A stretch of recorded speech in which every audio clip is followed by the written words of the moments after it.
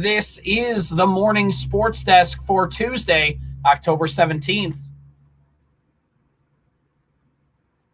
All right, well, there's a lot of things to talk about here locally. Why don't we start off with some volleyball on our airwaves tonight? It's over on the Superstation, K106, 105.9 FM, streaming live on Radio-Wadena.com, as well as the Superstation K106 mobile app. It's the Wadena Deer Creek Wolverines hosting the Pillager Huskies in a Park Region Conference clash, our final Park Region Conference matchup of the season, and final regular season high school volleyball broadcast for 2023. It's crazy to think that we're already looking towards the postseason here. Wadena Deer Creek is 15-7 overall on the season. They're 4-0 in Section 8AA, 6-0 in Park Region Conference play, 5-2 on the road, 5-4 in neutral site games, and 5-1 on their home floor.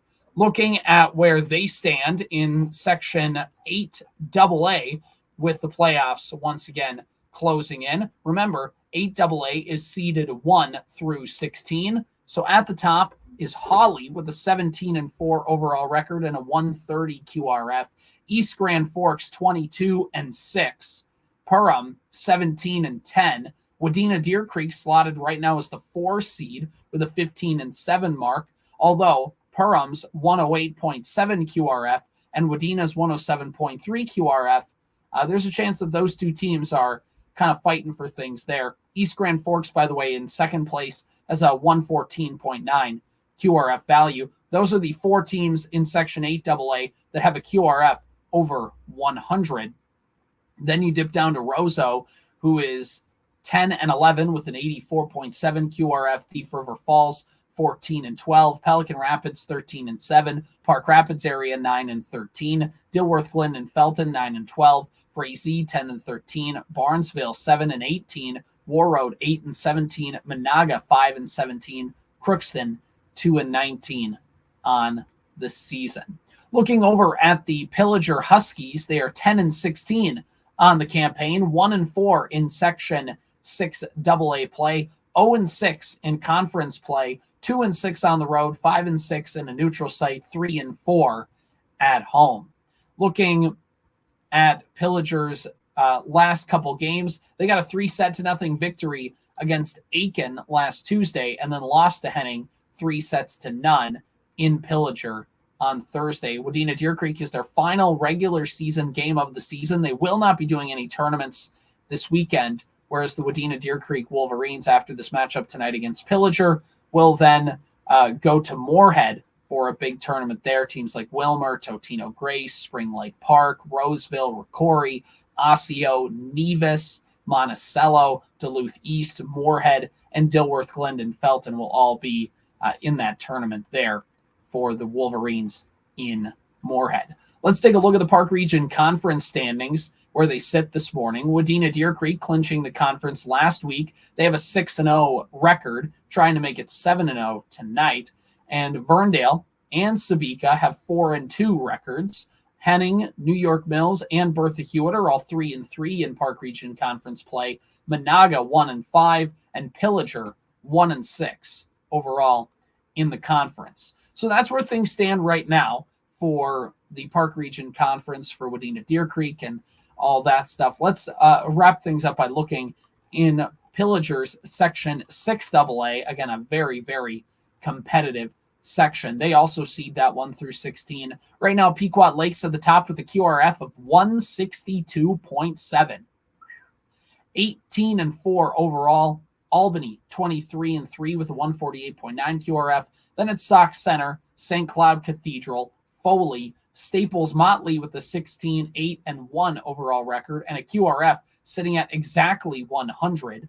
Melrose behind them, Holdingford, Royalton, Minnewaska area, Piers, Malacca, and then Pillager is sitting down there towards the underneath Malacca there with a 59.4 QRF and a 10-6 overall record on the season, 1-4 record in Section 6AA. Osakis is behind them with a 57.7 QRF value.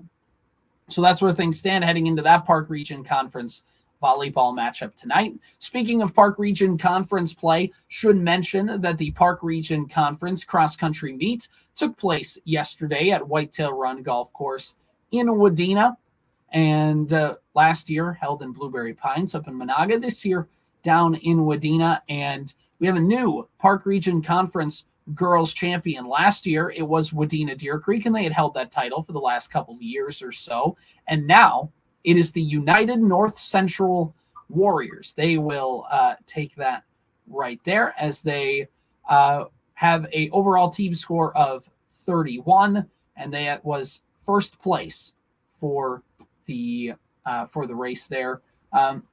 Angeli Aho of UNC took first place in the girls category with a 19 minutes 11 seconds for her 5K time. And then Carolyn Cuny with Long Prairie Great Eagle got second place. Macy Josephson of UNC took third place. Nora Frosley of Ottertail Central, and then Kendra Miller of Bertha Hewitt round out the top 5. In the top 10, Lydia Oldakowski, Noelle Spicer of Wadena Deer Creek finished 6th and 7th, respectively. Elsa Campa of UNC and Joanna Leto, both 8 and 9, respectively. And number 10 for Wadena Deer Creek, finishing in 10th place, I should say, for Wadena Deer Creek, is Amber Collins.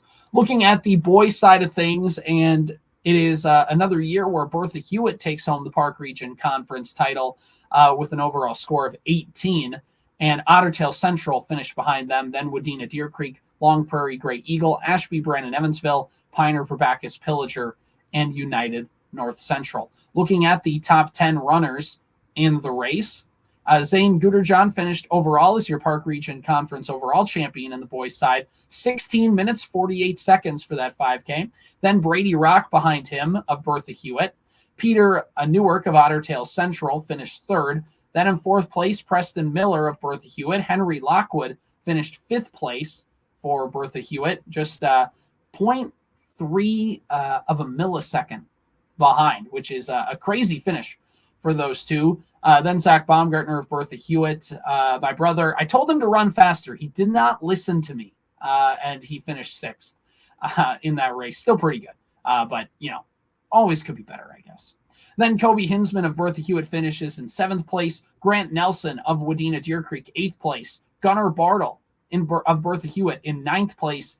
And Aiden Hagum of Ottertail Central in 10th place. That rounds out your top 10. Again, in the girls' side of things, UNC, your overall champion in the Park Region Conference. Then Wadena Deer Creek, Long Prairie, Great Eagle, Pillager, Ottertail Central, and Pine River Bacchus round out the team scores there. So congratulations to UNC girls, Bertha Hewitt boys, cross-country teams winning the Park Region Conference. Next up is the section meet that will take place next week in Long Prairie for most of our area teams. By the way, still some cross-country going on today, as you have teams like Frazee, Hawley, Lake Park Audubon, Perham, Barnesville, Breckenridge. They're all going to be at Pelican Rapids for the Heart of Lakes Conference meet. And then Crosby, Ironton, Detroit Lake, Staples, Motley, and Park Rapids all running in Park Rapids for the Mid-State Conference meet going on. So there you go. There's your local sports there. I want to wrap things up on the morning sports desk today by talking a little bit about the Minnesota Twins. So nothing too much. We've kind of stayed away, and we haven't really had time, have me and Corey, to really sit down and dissect everything for the Minnesota Twins and kind of give our postseason awards and all that jazz. But I will say there was some late breaking news that the Boston Red Sox requested to interview both the Twins general manager, Thad Levine, and the Twins president of baseball operations, Derek Falvey. So again, Derek Falvey is the number one guy. He's the guy in charge of running the Minnesota Twins in terms of players and personnel and all that. That's Derek Falvey. He's the president of baseball operations. Thad Levine is the guy directly underneath him. He's the general manager. General manager used to be the main title, but now president of baseball operations kind of takes the cake. But Derek Falvey said, no, I don't want to interview with the Boston Red Sox. So he is staying in Minnesota for another year, which is a good thing. And it's nice to see that this is the second time that Falvey has turned down the Boston Red Sox when they've wanted to interview. But Thad Levine, the Twins general manager, is going to interview for the Boston Red Sox job, basically to run their player personnel department.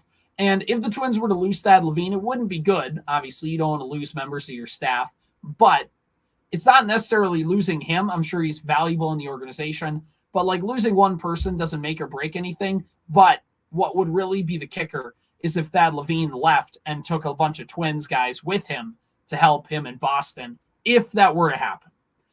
But Thad Levine has turned down other jobs before. When you look at Detroit, when you look at Philadelphia, both of those in the last few years have come calling, asking him to run their organization, and he's turned them down to keep staying with the Twins. So just a thing to keep an eye on, just a little thing. But it's good to know that the Twins' leadership structure, at least at the very top, will stay in place with President of Baseball Operations Derek Falvey. Maybe Thad Levine leaves, maybe he doesn't. Of course, Rocco Baldelli and the entire Twins staff have been invited to come back for another season. So no changes over there when it comes to hitting, pitching coach, bullpen coach, all bench coach, all third and first base coach. Everything's relatively staying the same there. This has been the Morning Sports Desk for Tuesday, October 17th. Follow us on demand at WadenaRadio.com, Apple Podcasts, Spotify, wherever you get your podcasts. It's 7:31 on KWAD. Here's MNN News. Minnesota News Network, I'm Brent Palm. The U.S. Supreme Court is